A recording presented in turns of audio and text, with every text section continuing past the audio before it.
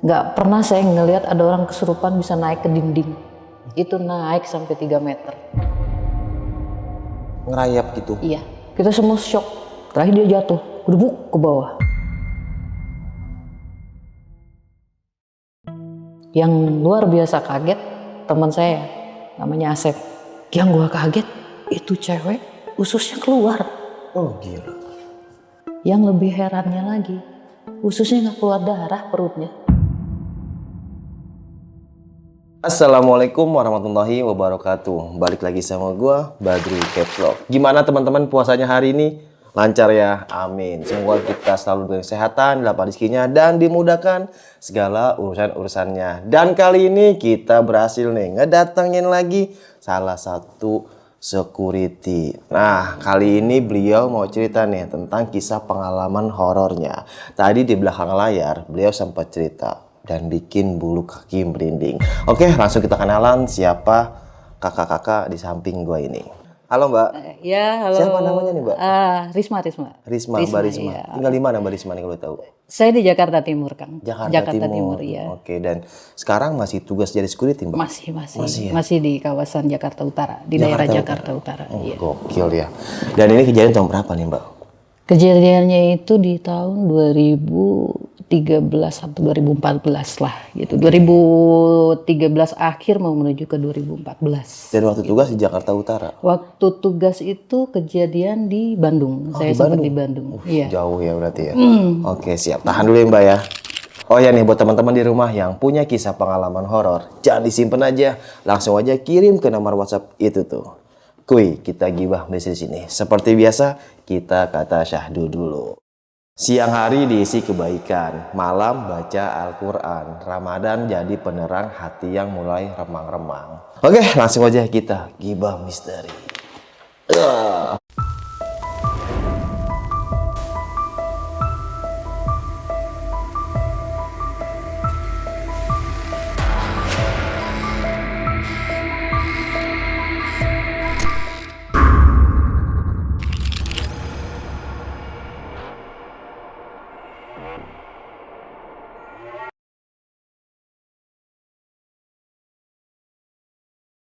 Gimana Mbak Risma, kisah pengalaman? Itu kejadian di tahun 2013, Kang. Ya, 2013 akhir menuju ke 2014. Saya sempat resign dari PT itu, dari tempat kerja saya yang lama itu karena ibu saya meninggal. Kurang lebih 3 bulan saya nganggur, akhirnya saya masuk lagi ke tempat kerja saya yang lama ini. Saya menghadap lagi, terus alhamdulillah saya dikasih kesempatan, Kang. Tapi dengan catatan saya pindah unit, gitu Kang. Yang dulu unitnya di tempat foto, yang dulu tempat PT-PT besar. Kali ini saya dikasih penempatan produksi sekaligus gudang. Untuk medannya sih kecil ya Kang. Tapi saya udah di ultimatum sama komandan saya, kalau berani nggak kamu kerja di PT ini, karena saya dengar nih PT ini cukup angker. Saya nggak pikir panjang waktu itu ya, saya ambil tawarannya. Itu daerah Bandung, jalan yang menghubungkan antara Bandung dengan Nagreg. Hari pertama saya survei lokasi bahwa oh saya mau kerja di sini nih gitu ya. Posisi jam di atas maghrib lah, jam 6 lewat saya baru sampai. Karena jarak tempuh dari rumah ke PT itu kurang lebih 2 jam Kang. Saya datang ke sana, saya ngobrol dengan teman-teman yang lain yang sudah di sana, terus saya ke belakang untuk lihat kondisi belakang gitu. Saya ngerasain kok ada sesuatu yang kayak gimana ya, kayak nggak nerima lah gitu ya, kayak nggak nerima keadaan saya di situ, kedatangan saya di situ. Tiba-tiba pundak panas, berat gitu. Sekitar jam 7:30 malam saya pulang. Saya pulang karena besoknya saya harus langsung masukkan.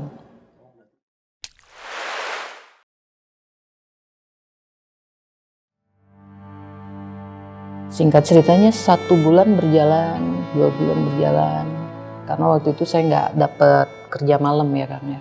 Belum dikasih kerja malam. Saya ketemu dengan teman-teman karyawan yang sudah jauh lebih lama di situ. Kita ada obrolan, bercanda. Sampai ada pertanyaan, emang Mbak siap di sini? Emang kenapa Pak? Hati-hati loh Mbak, di sini tuh angker nih. Gitu. Cuma karena saya pikir dia bercanda kan gitu, saya nggak ambil pusing, saya jalanin aja lah gitu ya. Kalau security teman-teman saya sendiri sih belum menyampaikan itu karena mungkin pikirannya takut saya gimana-gimana nggak kuat atau gimana gitu ya. Dan itu pun saya nggak tahu mereka sudah pernah mengalami apa di sana, saya juga nggak tahu gitu. Jadi schedule saya itu 3 hari pagi, 3 hari malam Mas. Di malam pertama saya masih aman. Di malam kedua udah mulai ada kayak semacam gangguan lah ya. Jam 10 malam itu tiba-tiba badan saya ngerasa panas gitu ya. Tapi saya mencoba buat tetap produktif karena di situ karyawan shift siang ada yang pulang jam 11 dan karyawan malam masuk jam 11. Saya coba tahan sampai benar-benar situasinya udah aman, tujuannya saya mau istirahat gitu loh.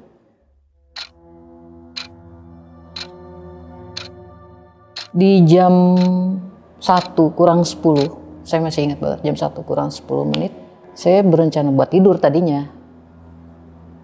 Saya mau istirahat gitu, karena memang dari jam 11 tuh badan saya kayaknya udah panas gitu ya.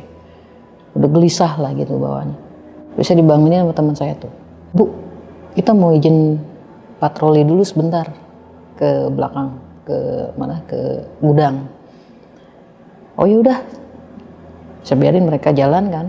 Dari belakang saya ke depan, tulis-tulis laporan segala macam, prepare buat besok serah terima dan segala macam. Tiba-tiba di posko ini, kok saya ngerasa kayak ada yang lewat gitu ya. Di belakang saya tuh ada lemari kan. Cuma saya ngerasanya kayak ada yang lewat. Terus posko saya itu kan kaca semua ya, depannya tuh kaca buat pandangan kita ke depan kan. Saya lihat bayangan di kaca juga nggak ada, tapi kok saya merinding. Makin saya rasain kok makin panas gitu badan. Akhirnya keluarlah saya dari posko, keluarlah saya ke depan gerbang. Gerbang PT itu tingginya itu Kang hanya sekitar 10 apa 15 cm di atas saya. Jadi pendek lah. Kalau buat ukuran PT itu sangat pendek. Dan motifnya itu motif tralis, kayak tralis penjara gerbangnya itu. Singkatnya saya keluar dari posko, saya lihat ke jalan, lihat mobil gitu kan lalu lalang. Saya balik badan dengan maksud mau lihat anak-anak posisinya ada di mana nih yang tadi patroli itu. Saya balik badan, gak lama tiba-tiba di belakang saya ada yang manggil Kang. Bu, spontan dong saya balik kanan. Waduh, kaget saya itu Bang. Jadi ada sosok laki-laki tingginya melebihi dari gerbang itu ya. Pokoknya gerbang itu ada sedagunya dia lah. Matanya merah, rambutnya keriting, pakai baju koko warna putih pendek, pakai sandal jepit, pakai celana jeans warna biru. Sih inget banget. Saya tanya, kenapa Pak? Saya mau cari istri saya di sini. Istri Bapak di sini siapa? Karyawan? Enggak. Istri saya kecelakaan di sini. Saya mau cari motor di sini. Saya kaget. Saya bilang gini, ini bukan orang. Maksud saya bukan orang yang niat cari istrinya. Pikir saya hanya, oh ini orang jahat. Dia cari motor. Modus. Pikir saya kan gitu. Terus saya bilang, nggak ada. Di sini nggak ada yang kecelakaan.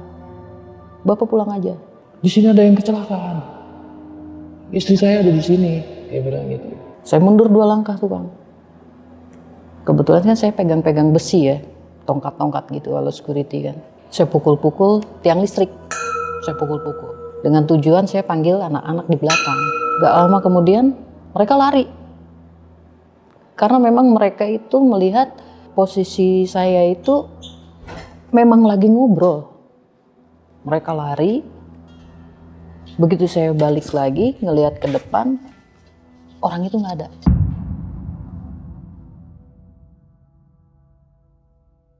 Teman saya tanya yang satu, yang tadi siapa Bu? Tahu tadi katanya nanya istrinya gitu, kecelakaan. Coba kamu kejar. Jadi teman saya ini yang satu ke kanan, yang satu ke kiri. Kebetulan yang di kiri itu kan ada security hotel. Jadi kita itu sampingan dengan hotel. Namanya Bang Kumis, kita biasa manggil Bang Kumis. Dipanggil lah, Bang, tadi ada orang nggak dengan ciri-ciri seperti ini? Nggak ada. Emang kenapa?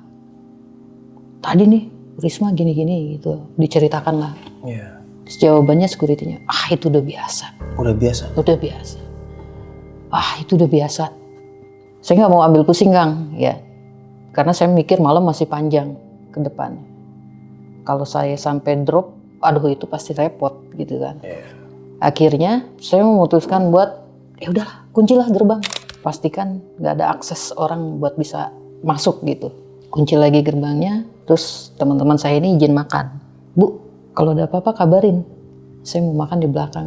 Oke. Jadi pos saya itu kan satu ruangan cuma disekat lemari aja Kang. Jadi mereka makan di belakang lemari. Saya nulis laporan di depan sekitar jam 2-an lah ya. Jam 2 kurang tuh ya. Tiba-tiba ada yang kayak bunyi gitu ya. Ada sumber bunyi tapi kita nggak tahu dari mana. Terus sempat ada yang berbisik di telinga saya. Saya ingat jelas tuh. Bisa cari, nggak ada. Terus tiba-tiba badan saya tuh kayak ada yang neken berat banget gitu. Akhirnya saya panggil teman saya tuh yang satu. Bill, coba deh kamu makan di sini. Kok saya nggak enak ya gitu. Ya udah katanya. Akhirnya mereka pindah tuh makan di depan. Si teman saya yang satu tuh sempet bikinin saya teh. Cuma tiba-tiba konsentrasi saya udah hilang di situ. Karena pikiran saya udah gimana nih caranya badan saya biar kebawa lagi stabil gitu. Sambil saya pakai jaket, saya bilang, saya mau tidur. Saya bilang gitu. Ya udah, kalau mau tidur di belakang, gitu. Kita kan biasa ya gelar kardus atau apalah gitu ya. Buat istirahat ya. Buat istirahat. Entah jam berapa, saya lagi tidur, kaki saya ada yang narik, Kak. Gak nyaman pokoknya tidur. Kaki saya ada yang goyang-goyang. Saya bangun. Saya tanya anak-anak, kok kaki saya ada yang megang ya? Saya bilang gitu. Waduh, udah mendingan bangunlah, gitu. Bangunlah saya dari situ, karena saya ngerasa di bawah tidur juga kayaknya badan lebih sakit. Akhirnya saya bangun. Bangun terus saya ngobrol sama teman-teman saya. Kalian masih mikir nggak itu siapa sih tadi? Saya sih nggak kepikiran itu siapa, gitu kata teman saya yang satu ya, si Bilal. Wah mungkin itu cuma modus. Dia cari motor itu ya maksudnya maaf mungkin penjahat lah gitu ya atau apa. Kata teman saya yang satu, bisa jadi tuh. Karena di sini juga rawan gitu ya kan, rawan kriminal juga gitu. Akhirnya kita ngobrol-ngobrol cuma ke depannya gimana biar lebih hati-hati lagi lah gitu. Tembuslah kita ke pagi kan, di jam serah terima itu kita jam 7 Kang. Saya ketemu dengan opersipan saya tuh 3 orang juga. Saya ceritakan kejadian yang tadi malam. Dia itu leader ya, kalau di security Danru kita panggilnya. Saya ceritakan, mohon izin komandan, tadi malam saya ada kejadian. Kejadian apa? Saya ceritakan. Ciri-cirinya bagaimana? Ciri-cirinya dia rambutnya keriting, matanya merah, pakai baju koko, pakai sandal jepit, pakai celana jeans, saya bilang. Waduh, kata dia, kita antisipasi aja. Mengingat dengan kondisi medan PT kita ini, katakan kalau ada orang loncat dari depan aja sebenarnya lebih mudah gitu ya. Karena pendek ya pagarnya. Pendek ya. banget. Dan dulu saya sempat nanya, kok kamu pucet Riz, kenapa? Saya ceritakan lagi, semalam itu kayak punggung saya tuh kayak berat banget komandan. Semalam itu kejadian, sebelum ada kejadian bapak-bapak itu, kok kayak ada yang bisik di telinga saya bilang gitu. Tiba-tiba komandan saya itu cerita ke temennya, namanya Asep. Sep, pantesan semalam itu gue pengen banget kesini. Ternyata semalam ada kejadian. Jadi mereka itu semalamnya itu habis begadang, ngobrol-ngobrol, makan-makan. Gitu. Oh iya nih, komandan, pantesan komandan semalam bilangnya pengen banget ke tempat kerja. Gitu. Ya singkat ceritanya mungkin ada feeling ya, ada feeling dari mereka kalau ada yang nggak beres nih di PT gitu.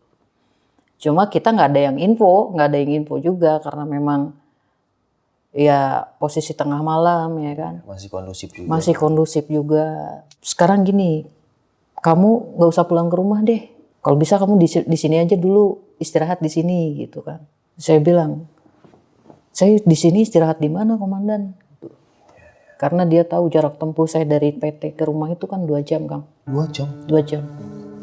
Saya bilang gini, kebetulan saya ada temen nih komandan di daerah Ujung Berung. Oh ya udah kalau gitu, kamu pulang ke sana aja. Karena saya ngelihat kayaknya kamu udah lemes banget gitu. Yang biasa jarak tempuh saya dari tempat kerja ke tempat teman saya yang di Ujung Berung itu cuma 15 menit Kang. Hari itu saya bawa motor sampai 1 jam. Jadi di motor tuh kayak digandulin. Berat banget. Jadi sedikit jalan, saya berhenti. Minum. Dikit jalan, saya berhenti minum. Sampai saya sempat duduk dulu di warkop. Terus saya BBM teman saya. Dulu masih zaman BBM ya Kang. Ki, lu di rumah nggak? Gue mau ke rumah. Gue di rumah. Lu di mana? Saya ceritakan lah. Badan gue semalam begini-begini. Saya bilang gitu. Terus dia tanya, posisi lu di mana? Biar gue jemput. Gak usah, biar gue datang aja ke situ. Terus dia bilang gini, dari situ lu tunggu gue di Masjid Agung. Dari Masjid Agung kita langsung ke tempat Abah. Namanya Abah. Abah itu kakeknya dia, kakek angkatnya dia. Dibawalah saya ke tempatnya si Abah ini. Jam 9 pagi. Terus saya ditanya, kamu kerja di mana? Saya kerja di sini. Abahnya itu senyum sambil bilang, daerah situ mah Abah udah tahu. Terus dia nanya, kenapa bisa kerja di situ? Saya bilang ya nggak mungkin lah saya nolak Bah. Yang namanya saya udah ditempatkan di situ gitu. Ya udah, gini aja. Saya dikasih air minum. Ini nanti kamu bawa minum, bawa mandi, bawa cuci muka. Biar kamu agak sedikit segeran lah gitu. Saya pulang tuh ke kontrakan teman saya itu. Jadi di kontrakan teman saya itu kan ada mamanya, terus ada teman-temannya juga. Kebetulan toilet kontrakannya itu umum Kang. Saya sampai ke sana dengan maksud saya mau bersih-bersih badan, mau cuci muka dan segala macam. Saya izin sama ibunya, Mah, Risma mau cuci muka ya. Ya udah cuci muka nih handuknya. Begitu masuk ke kamar mandi, saya tutup kamar mandi. Tiba-tiba ada yang ngetok, tok, tok. Tapi cuma 2 kali. Mungkin hanya orang yang mau masuk juga mungkin mau mandi gitu kan. Saya balik lagi. Tadi ada yang ngetok siapa mah? Nggak ada. Karena kamar mandinya itu kelihatan gitu dari kontrakan teman saya itu kelihatan. Oh ya udah, saya bilang kalau emang nggak ada. Terus dari situ saya makan, habis makan tidur, mau tidur. Itu saya belum bisa tidur karena posisi bahu saya masih berat banget. Jam 10-nya saya ditelepon sama komandan saya. Dia tanya saya, udah tidur belum Riz? Belum komandan. Ada apa ya? Coba yang semalam kamu lihat ciri-cirinya kayak gimana sih? Saya sebutin lagi. Rambutnya keriting komandan, tapi agak panjang. Matanya merah. Dia pakai baju koko, pakai celana jeans, pakai sandal jepit. Kenapa komandan? Saya tanya gitu kan. Komandan saya langsung jawab, orangnya ada di depan saya ini. Nah, di depan dia? Orangnya ada di depan saya ini. Bangun dong saya. Maksudnya gimana komandan? Dia cari motor lagi. Ada istrinya ini kecelakaan di sini. Saya masih belum nalar, masih belum nyambung lah ya. Kok bisa sama? Saya bilang dengan ciri-ciri yang semalam. Nah setelah saya pikir-pikir, yang tadi malam itu nanyain motor. Istri saya kecelakaan gitu kan. Terus kedua kali teman saya yang satu telepon.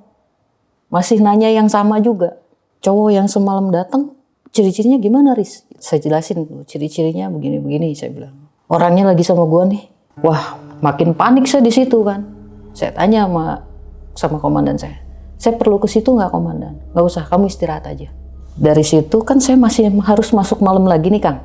Saya tidur jam 4. Saya udah nggak bisa bangun. Jam 4 sore? Jam 4 sore. Saya udah nggak bisa bangun. Akhirnya saya telepon komandan saya. Saya belum bisa masuk ini. Komandan saya bilang, selama badan kamu belum stabil, kamu nggak usah masuk. Kamu istirahat aja dulu. Tapi ingat, kamu masih punya PR ini. Saya masih tanda tanya, PR-nya apa nih? Gitu. PR-nya apa nih komandan? Saya bilang gitu. Udah kamu istirahat aja dulu. Saya izin lah, pamit lah sama mamanya teman saya nih, sama teman saya. Saya bilang gini, boleh nggak mah saya ikut istirahat di sini? Ya udah nggak apa-apa, tidur aja di sini nggak apa-apa, istirahat. Lagian kalau mama lihat juga kamu kayaknya masih kurang fit lah gitu. Terus teman saya juga bilang, lu jangan dulu pulang, lu di sini aja dulu. Nah, di jam 7:30 malam, teman saya bilang, kita tidur di tempatnya si Santi ya. Jadi si Santi itu temen akrab kita juga, Kang. Oh ya udah kita tidur di sana. Jadi kontrakan itu kan isinya tuh 2 petak ya, Kang ya. Ruangannya 2 petak maksud saya. Kita tidur di depan. Nah, si Santi ini tidur sama cowoknya di belakang di kamar. Saya tuh nggak pernah nemuin sosok Santi, temen saya itu, yang aktif. Kalau bahasa Jawanya apa ya? Pecicilan gitu ya. Dia tuh orangnya biasanya pendiam. Cicilan gitu. Centil banget, tumben-tumbenan malam itu. Aktif ya. Aktif banget. Saya mikir mungkin karena ada cowoknya gitu kan. Nah, di jam 10 cowoknya pamit pulang. Si Santi ini bilang, jangan dulu pulang. Itu sih nggak tahu ya apa yang mereka bicarakan ya. Yang jelas nggak jadi pulang. Tapi si muka teman saya itu tiba-tiba berubah, Kang. Kayak jadi pucat gitu dua-duanya. Terus ngelamun aja gitu ya. Nah, saya sama teman saya masih Niki nggak mikir kemana-mana. Mungkin mereka berantem lah gara-gara mungkin si cowoknya mau pulang atau gimana lah gitu. Jam 11 dia lewat depan saya, terus dia ngomong, toilet dulu lah gitu. Dari toilet dia bilang ke saya, jangan dulu ada yang ke kamar mandi deh. Saya tanya, kenapa Pokoknya jangan dulu ada yang ke kamar mandi sampai jam 12. Kebetulan di situ saya memang pengen buang air kecil nih. Wah, saya pikir masa bodoh lah gitu ya. Iya, udah kebelet. Udah kebelet, masa bodoh lah. Akhirnya saya maksain saya ke kamar mandi. Di kamar mandi itu, kontrakan itu luar dalamnya itu warna merah marun, terus lampunya lampu kuning. Memang selintas kalau saya ngelihat ada orang nggak ada orang di dalam pun, kayaknya saya ngerasa ini kamar mandi agak beda gitu. Suasananya beda. Suasananya beda. Begitu saya masuk di lorong, saya buka pintu yang satu, saya mundur lagi karena saya ngelihat sosok bayangan. Di mana? Di kamar mandinya. Jadi kamar mandinya letter L ya. Begitu saya buka pintu, saya ngelihat ada bayangan. Saya langsung istighfar. Astagfirullah, saya bilang. Kalau saya bilang bukan bayangan, justru malah kayak sosok gitu ya. Yang saya ingat itu rambutnya panjang, tapi dia menghadap ke kloset. Balik lagi saya, Kang. Saya bilang sama teman saya, Ki, di kamar mandi, kok gue ngelihat kayak ada orang ya? Tapi kayaknya bukan orang juga, saya bilang. Wah, lu nggak bisa dibilangin sih. Tadi kan dibilang, jangan dulu deh ke kamar mandi. Iya ya. Gitu. Terus. Ya namanya kebelet gimana, Kang? Gitu. Iya. Akhirnya nggak jadi. Akhirnya saya duduk berdua tuh sama si Niki. Tiba-tiba saya dengar ada yang nangis, Kang. Suaranya melengking banget. Kita tatap-tatapan nih berdua. Suara siapa ya? Suara apa ya? Kita panggil lah orang yang di belakang, si A tadi. A? Saya bilang gitu kan. Dia jawab, ya. Saya bilang, suara apa itu? Kayak ada yang nangis ya? Saya bilang gitu. Iya, biasalah. Perasaan tadi nggak kenapa-napa, saya bilang gitu kan. Tiba-tiba dia ngomong gini, tolong ambilin bawang putih dong. Saya lari ke rumah mamanya teman saya minta bawang putih. Mah, minta bawang putih mah. Gitu. Itu di jam kurang lebih setengah 12 lewat. Saya minta bawang putih, saya tanya, buat apa nih? Udah masuk aja. Saya masuk, saya buka gorden. Saya masuk ke kamarnya. Tiba-tiba si Santi itu ternyata memang udah dari tadi udah kesurupan, Kang.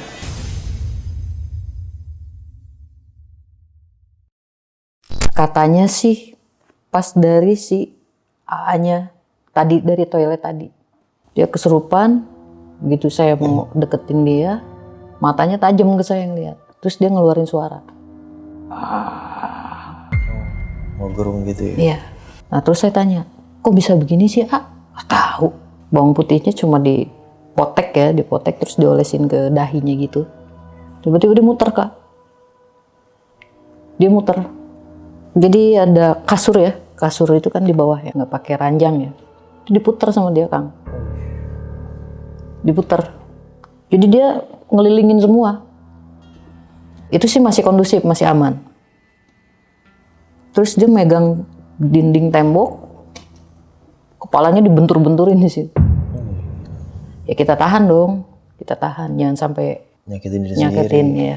Terakhir ditanya tuh sama si A-nya, dari mana, kenapa? Begitu ditanya seperti itu, seumur saya ngelihat orang kesurupan, nggak pernah saya ngelihat ada orang kesurupan bisa naik ke dinding. Itu naik sampai 3 meter. Ngerayap gitu. Iya, kita semua shock. Terakhir dia jatuh, gedebuk ke bawah. Larilah saya ke rumah mama kan. Saya minta tolong, Mah, tolongin tuh si Santi. Saya bilang. Mamanya marah-marah. Makanya mama bilang, kalau mau tidur itu baca doa. Ya segala macam lah, namanya orang tua ya kan. Begitu mamanya teman saya datang, dilihat udah nggak memungkinkan nih buat dikasih sendiri. Gitu. Coba panggil si Asep, namanya di bawah tuh ada namanya Asep. Katanya si orang bisa lah gitu ya. Di jam 1 lewat dia datang. Ya dengan segala cara ya, dengan ritual-ritualnya dia kayak pakai garam lah, pakai apalah gitu. Terus terakhir ditanya, kenapa kamu ganggu? Kenapa kamu bisa masuk ke sini? Apa salah dia?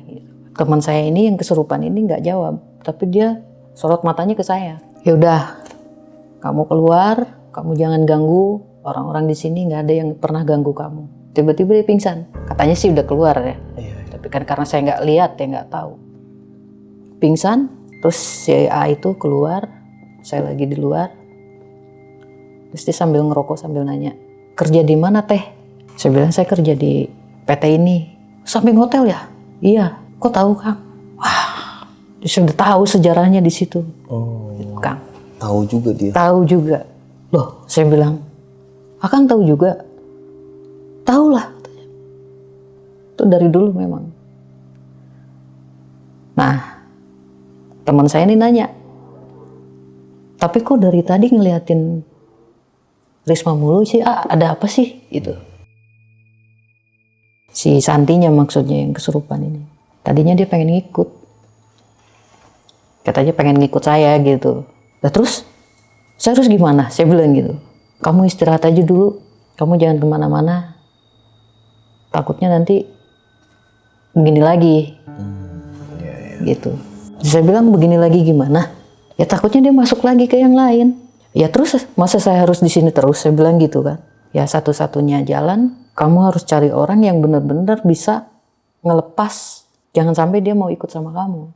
Jadi dia ikut ke saya nggak bisa, tapi akhirnya jadi apa ya? Jadi ngacak-ngacak ke teman-teman saya gitu. Katanya sih gitu ya. Malam itu kita begadang.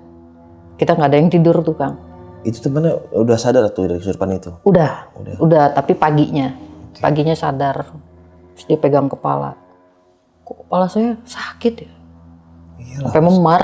Jedot-jedot kepala ke Sampai tembok. memar. Akhirnya saya minta tolong teman saya tuh. Karena saya nggak mungkin juga kan lama-lama di situ. Saya minta teman saya, anterin gue pulang yuk gitu. Yaudah gue anterin dah. Dianterin dah saya sampai rumah Kang. Di rumah saya diceritain ke bapak saya. Saya ceritain begini-begini. Terus kata bapak saya, karena bapak saya memang kurang kurang percaya gitu. Dia cuma jawab mungkin kamu lagi sakit aja. Gitu. Oh ya udahlah, saya bilang gitu. Jam 11 jam 12 siang lah saya udah sampai rumah.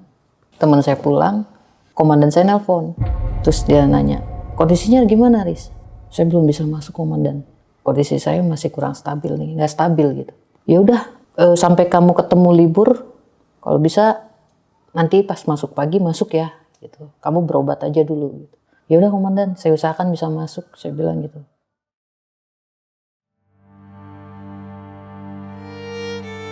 Hari berikutnya saya harus masuk malam, itu saya bolos. Nah di lusanya saya masuk pagi, jadi turun malam ke pagi harusnya. Habis libur saya masuk pagi, badan saya masih berasa berat, jadi belum stabil. Saya masuk kerja tuh masih belum stabil, Kang. Saya serah terima, biasa ngobrol-ngobrol, cerita-cerita sama komandan saya yang tadi itu, yang menyaksikan pada saat si perempuan itu kecelakaan. Terus mereka bilang ke saya gini, tapi kalau kamu dengar ceritanya, kamu jangan kaget ya. Gitu. Saya tanya, kenapa Dan? Gitu. Itu orang kecelakaan memang. Dia pakai motor Suzuki Matic, tapi kecelakaannya tunggal katanya gitu. Jadi nggak tahu nabrak apa, yang jelas tahu-tahu dia udah terkapar di trotoar. Itu trotoar depan PT. Ya kita kan sebagai security nggak mungkin juga, walaupun kejadiannya di luar, nggak mungkin kita biarkan gitu aja kan gitu ya. Terus akhirnya komandan saya minta izin ke manajemen, mau bantu nih, di depan ada laka lantas gitu ya. Ya udah Pak, dibawa aja, tapi di depan posko aja. Katanya sih dibawalah si perempuan ini ke posko itu. Yang luar biasa kaget teman saya, namanya Asep. Yang gua kaget, itu cewek ususnya keluar. Oh gila. Ususnya keluar habis nabrak. Yang lebih herannya lagi, ususnya nggak keluar darah, perutnya. Tapi keluar ususnya? Keluar usus. Nggak ada darah? Nggak ada darah. Terus saya bilang, masa sih? Demi Allah, orang gue yang gotong, kata dia. Dia minta si Asep buat buka bagasi motor. Dia manggil, Pak, tolong ambilin handphone saya di dalam motor. Begitu dibuka sama teman saya, katanya bau, kayak bau bunga, bau apalah gitu ya. Cuma kan teman saya nggak curiga sampai kemana-mana ya Kang. Namanya kita nolong ya nolong aja gitu. Ya ditelepon lah. Katanya sih gitu ya, ditelepon lah suaminya.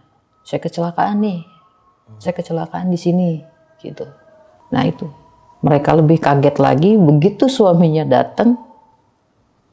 Itu yang tadi malam ketemu sama saya.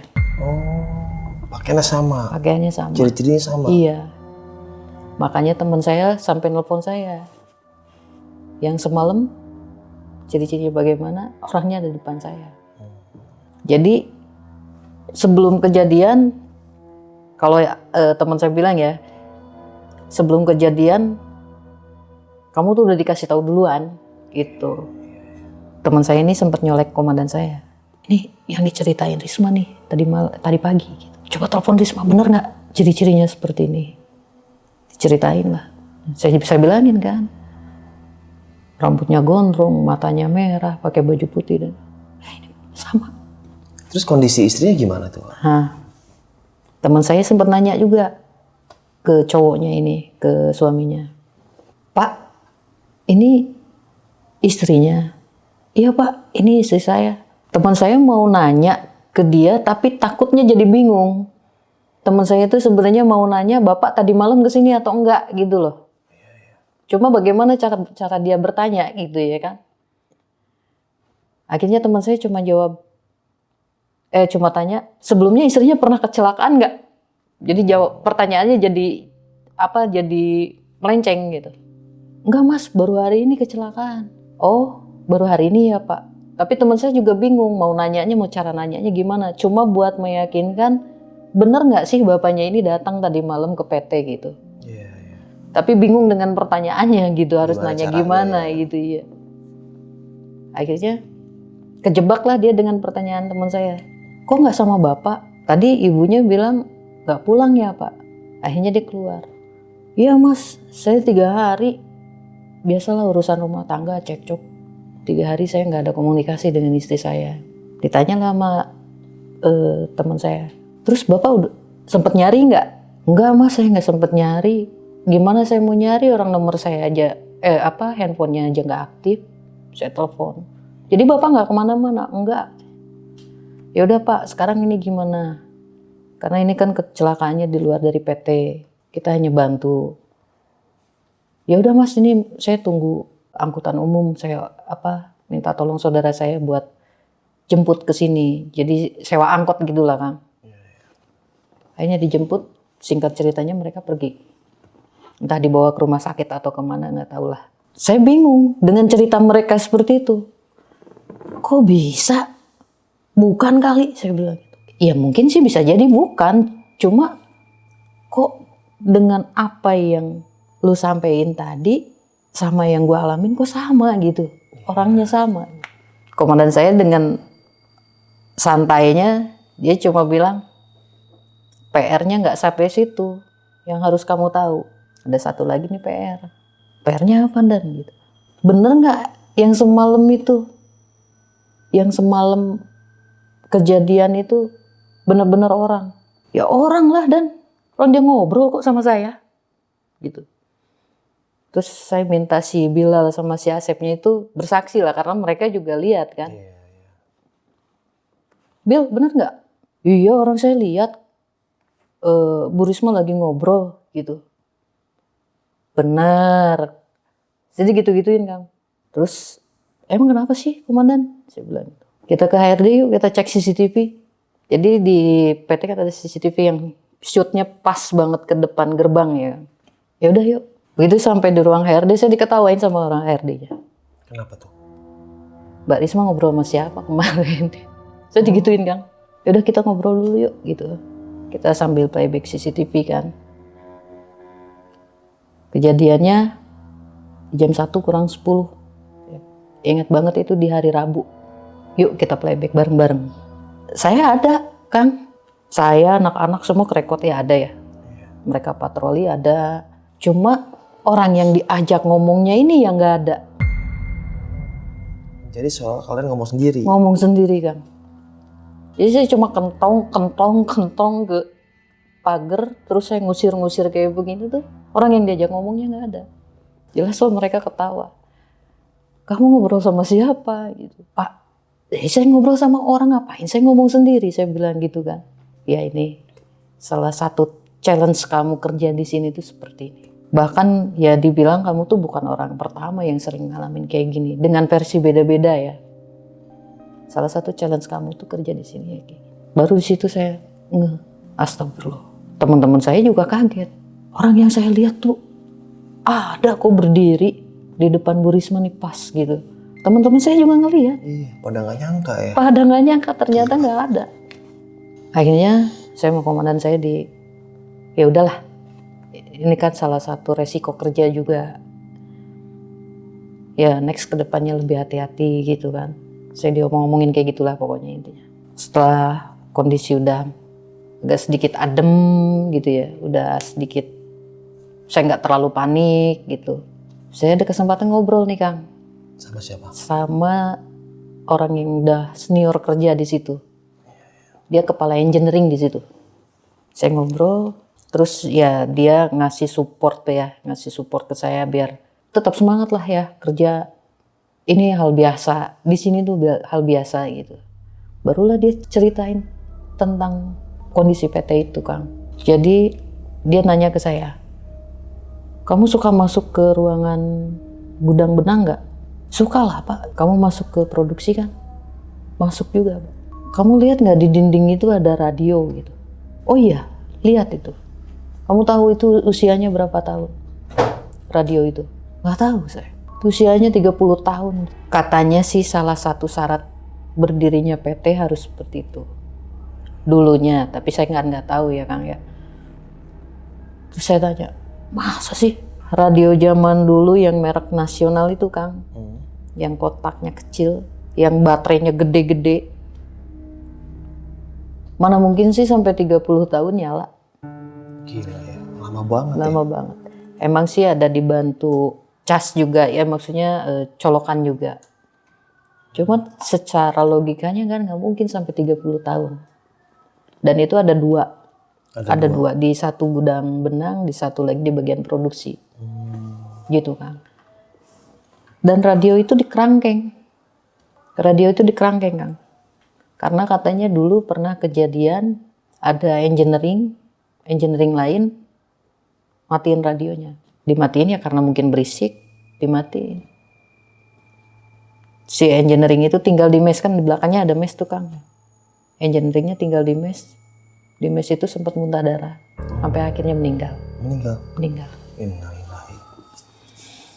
Nah, dari situ sejarahnya radio itu dikerangkeng pakein teralis.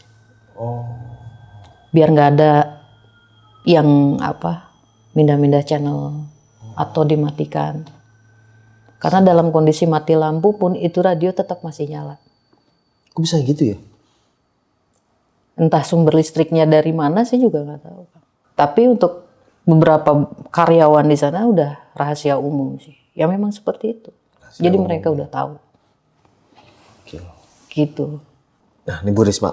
Kan Bu Risma ngalamin kejadian itu ya. Dan sempet nanya gak ke teman-teman, kalian merasakan apa sih di tempat ini gitu? Terutama security juga. Mungkin Komandan Regu atau teman-teman yang udah senior waktu itu yang penempatan di situ mengalami kejadian horor apa lagi mereka tuh? Pernah 2 orang, Kang. Justru ada teman saya yang namanya Martin waktu itu. Dia sempet kayak nemu kayak batu gitu, Kang. Kayak batu gitu ya. Selintas katanya dia pikir permen relaksa gitu, warnanya sama. Jadi waktu itu dia kerja malam, habis sholat subuh dia keluar rapi-rapi posko lah biasa. Terus di sampingnya itu kayak ada sinar gitu ya, ada cahaya. Oh, ada permen tuh. Gitu. Itu dia temuin itu? Iya. Tapi pas dideketin, ini bukan permen. Dipegang lah sama dia. Bentuknya kecil, Kang. Bentuknya kecil, persis permen relaksa. Cuma karena dia nggak yakin fungsinya apa, tujuannya apa, dia nggak yakin. Itu dikasih katanya ke orang tuanya lah gitu ya. Pokoknya bapak-bapak, tapi bukan orang tua kandung. Dikasih ke orang lah. Dikasih ke orang lah. Yang dia lebih percaya bisa megang itu. Kalau dia sih nggak apa-apa. Ada lagi temen saya yang satu lagi, namanya Nanang. Dia lagi ke gudang benang, jam 5:30 lah, 5:30 maghrib. Jadi gudang benang itu kan tutup jam 5 ya, Kang. 5:30 itu kita udah prepare buat kunci pintu dan segala macam. Dia masuk ke gudang benang, dia ngelihat kondisi udah aman, observasi dan segala macam. Dia matikan lampu. Begitu dia gembok kunci, itu nggak mau dikunci, kelepas gitu. Udah posisi terkunci, kelepas lagi. Jadi kebuka lagi gemboknya, Kang. Cepat lagi ya. Cepet lagi. Terus si Nanang bilang gini, di sini saya kerja, udah nggak usah ganggu. Baru kekunci. Gokil juga ya. Dan pabrik itu masih ada sekarang? Masih ada? Masih beroperasi? Masih beroperasi. Gokil ya. Dan ibu-ibu yang kecelakaan itu yang ususnya keluar, maaf ya Bu. Kondisinya gimana terakhir Bu? Hidup atau meninggal? Saya nggak tahu tuh, Kang. Nggak tahu, Kang. Karena memang sudah bukan ranah kita lagi. Iya. Karena satu memang kejadiannya kan di luar PT. Terus keduanya ya memang kita nggak ada akses buat kita nanya bagaimana. Iya. Jadi udah hilang gitu Udah aja. hilang itu aja. Tapi gila sih, ususnya keluar tapi nggak ada darahnya. Ususnya keluar tapi nggak ada darah. Mungkin dia sering minum Yakult tuh Bu. Bisa jadi. Melancarkan pencernaan. Oke sob, mungkin sekian ya kisah pengalaman yang sama Bu Risma ini. Bisa kita ambil segi positifnya, buang jauh-jauh negatifnya. Jadi ya setiap pekerjaan pasti punya risiko. Dan kali ini Bu Risma membagikan kisah pengalamannya waktu bertugas di salah satu pabrik yang ada di daerah Bandung, Jawa Barat.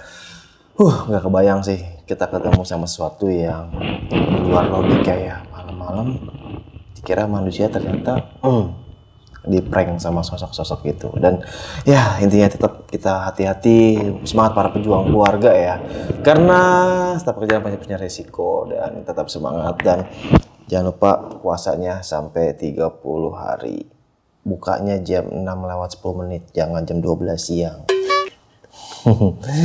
Wah, masih panjang ya, ini baru hari kedua atau hari ketiga, hari keempat nih. Dan semoga kita lulus ya puasanya ya. Amin. Haus. Udah. Bu, makasih banyak ya Bu ya. Terima kasih juga Kang Badru. Dadah.